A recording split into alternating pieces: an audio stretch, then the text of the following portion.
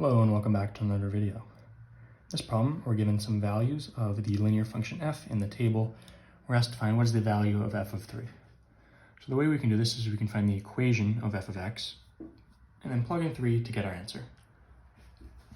So using the traditional linear equation y is equal to mx plus b, we're going to be slightly changing this because we have f of x instead of y, so it's f of x is equal to mx plus b.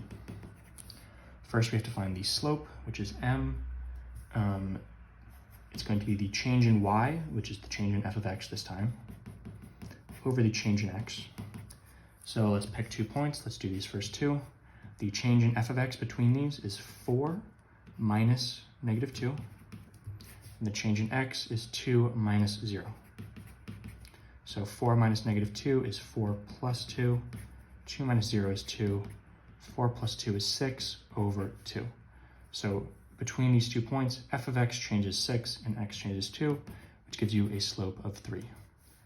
And then we have our equation, f of x is equal to, and we now know the slope is 3, so 3x, plugging in 3 for m, and then plus b.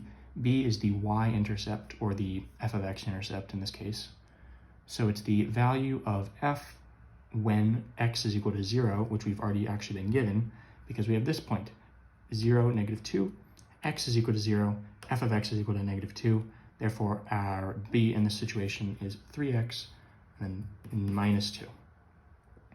So now if we want to find f of 3, just plug in 3 for x, you get 3 times 3, plugging in, minus 2, 3 times 3 is 9, minus 2, which is 7.